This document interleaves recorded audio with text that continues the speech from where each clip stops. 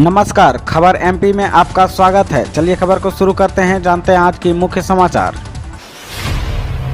PM Modi ने लाभार्थियों से की बात, कहा गरीबों का कल्याण हमारी प्राथमिकता। जी हां, प्रधानमंत्री नरेंद्र मोदी ने मध्य प्रदेश में बीते दिन प्रधानमंत्री गरीब कल्याण अन्न योजना के लाभार्थियों से बातचीत की। वीडियो कॉन्फ्रेंसिंग के जरिए कार्यक्रम को संबोधित करते हुए पीएम मोदी ने कहा, ये दुखद है कि मध्य प्रदेश के अनेक जिलों में बारिश की वजह से बाढ़ की परिस्थितियां बनी हुई है। अनेक साथियों का जीवन और आजीविका दोनों प्रभावित हुई है। मुश्किल की इस घड़ी में भारत सरकार और पूरा देश मध्य प्रदेश के साथ खड़ा है। पीएम मोदी ने कहा, कोरोना से उपजे संकट से निपटने के लिए भारत ने अपनी रणनीति में गरीब को सर्वोच्च प्राथमिकता दी है। प्रधानमंत्री गरीब कल्याण अन्न योजना हो या फिर प्रधानमंत्री गरीब कल्याण रोजगार योजना, पहले दिन से ही गरीबों और श्रमिकों के भोजन और रोजगार की चिंता की गई है। सीएम शिवराज ने बाढ़ से नुकसान की भरपाई के लिए गठित की 11 विभागों की टास्क फोर्स। जी हां, मध्य प्रदेश में भारी बारिश के बाद आई बाढ़ ने भीषण तबाही मचाई है। बाढ़ से प्रभावित इलाकों में भारी नुकसान देखने को मिल रहा है। मुख्यमंत्री शिवराज सिंह चौहान ने कल ग्वालियर चंबल क्षेत्र में बाढ़ प्रभावित लोगों से पुनर्वास और बाढ़ से क्षतिग्रस्त बुनियादी ढांचे के पूर्वानिर्माण के लिए 11 विभागों की टास्क फोर्स बनाने की घोषणा की है। राज्य सरकार ने इसके साथ ही बाढ़ प्रभावित प्रति परिवार 50 किलोग्राम अतिरिक्त अनाज देने के साथ 6,000 रुपये मकान किराया या मरम्मत के लिए की तत्काल सहायता देने का फैसला किया है। सरकार ने इसके अलावा क्षतिग्रस्त मकानों के पुनर्निर्माण के लिए 1,20,000 रुपये तथा प्रत्येक मृतक के परिजन को 4 लाख रुपये की अनुग्रह राशि देने का निर्णय लिया है। एनएमसी के निरीक्षण में अटक सकती है जीएमसी की 250 सीटों की मान्यता। जी हां, भोपाल में गांधी मेडिकल कॉलेज की हमीदिया अस्पताल में अधूरा काम एमबीबीएस की 250 सीटों की मान्यता पर भारी पड़ सकता है।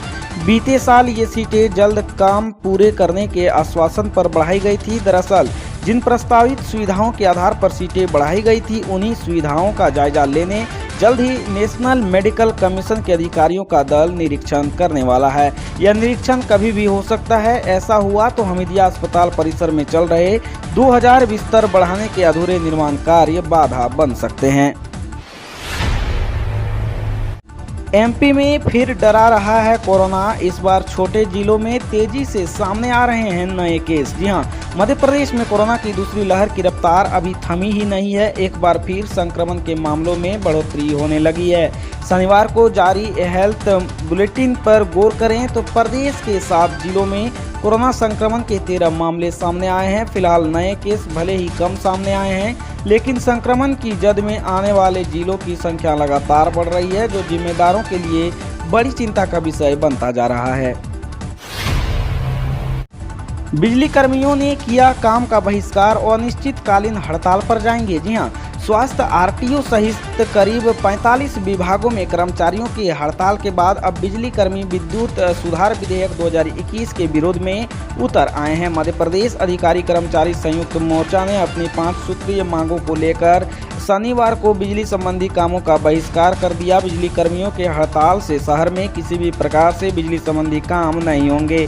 अस्पताल की बिजली को छोड़कर शहर में कहीं भी बिजली सुधार नहीं किया जाएगा। उनका कहना है कि शासन ने समय रहते संयुक्त मोर्चा की मांगों को हल नहीं किया तो 13 अगस्त से वे अनिश्चितकालीन हड़ताल पर चले जाएंगे। सरकार विपत्ति में फ्री अनाज देती है, इसे याद रखना चाहिए, राज्यपाल ने दिया बयान। जी हां, मध्य प्रदेश के राज्यपाल मंगू भाई छगन भाई पटेल ने कहा है कि शासकीय उचित मूल्य की दुकानें राशन देने में गड़बड़ी न करें। लोगों को भी याद रखना चाहिए कि विपत्ति में सरकार फ्री में राशन दे रही है। राज्यपाल शनिवार को रायसेन में आयोजित राशन वितरण कार्यक्रम को संबोधित कर रहे थे। राशन वितरण कार्यक्रम प्रधानमंत्री गरीब कल्याण योजना के तहत किया गया। उन्होंने कार्यक्रम की शुरुआत दीप प्रज्वलन कर की। कार्यक्रम को प्रधानमंत्री नरेंद्र मोदी ने भी वर्चुअली संबोधित किया। गवर्नमेंट जॉब्स बेरोजगारों के लिए खुशखबरी, एमपी में जल्द लग सकती है सरकारी नौकरी। जी हां, मध्य प्रदेश में बेरोजगारों के लिए एक अच्छी खबर आई है। प्रदेश के युवाओं को जल्द ही सरकारी नौकरी मिल सकती है। खास बात यह है कि प्रदेश सरकार इसके लिए बाकायदा कदम उठा चुकी है। प्रदेश के युवा बेरोजगारों को जल्द ही कुछ रोजगार देने की मंशा के तहत प्रदेश सरकार में रिक्त पदों की जानकारी एकत्रित की जाने लगी है। प्रदेश के कई जिलों में भारी बारिश का अलर्ट। केंद्रीय मंत्री सिंधिया कल बाढ़ प्रभावित इलाके का किया दौरा। जी हां, मध्य प्रदेश के कई जिलों में भारी बारिश का दौर जारी है। इसके चलते नदियों पर जलस्तर कम नहीं हो रहा है। कई गांव टापू बन गए हैं। एनडीआरएफ की टीम लगातार बाढ़ में फंसे लोगों को सुरक्षित बाहर निकालने का काम कर रही है। मौसम विभाग ने प्रदेश के नीमच, मंदसौर, आगर, श्योपुर, गुना, रायगढ़ में भारी से अति भारी बारिश की संभावना जताई है। इन जिलों में मौसम विभाग ने रेड अलर्ट जारी किया है। बालाघाट, मंडला, सिवनी, उमरिया, दमोह, कटनी, जबलपुर में हल्की बूंदाबांदी हो सकती है। शाजापुर, मुरैना, भिंड, शिवपुरी, होशंगाबाद, देवास और उज्जैन, रतलाम, रीवा, सीधी, सिंगरौली में मध्यम बारिश संभावना जताई गई है। इन जिलों के लिए मौसम विभाग ने येलो अलर्ट जारी किया है। नीरज चोपड़ा ने खत्म किया 100 साल का सूखा, एथलेटिक्स में दिलाया पहला गोल्ड। जी हां, भारत के एथलीट नीरज चोपड़ा ने टोक्यो ओलंपिक में इतिहास रच दिया है। नीरज ने जेवलिन थ्रो प्रतियोगिता में भारत को टोक्यो ओलंपिक में पहला गोल्ड मेडल दिला दिया है। क्वालिफाइंग राउंड की तरह ही नीरज का प्रदर्शन फाइनल में भी बेहद शानदार रहा और उन्होंने एथलेटिक्स में मेडल के 100 साल के सूखे को भी खत्म कर दिया है। नीरज ने फाइनल मैच में अपना पहला ही थ्रो 87.57 मीटर का फेंका और गोल्ड की उम्मीद जगा दी। इसके बाद दूसरे प्रयास में नीरज ने 87.58 मीटर का थ्रो फेंककर गोल्ड मेडल पक्का कर लिया।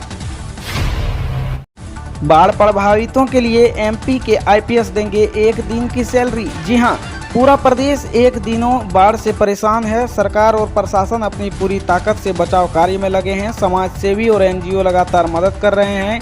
अब प्रदेश के सभी आईपीएस पीड़ितों की मदद के लिए सामने आए हैं। आईपीएस एसोसिएशन ने ट्वीट कर इसकी जानकारी दी। ट्वीट के अनुसार प्रदेश के सभी आईपीएस बाढ़ प्रभावितों की मदद के लिए अपनी 1 दिन की सैलरी देंगे।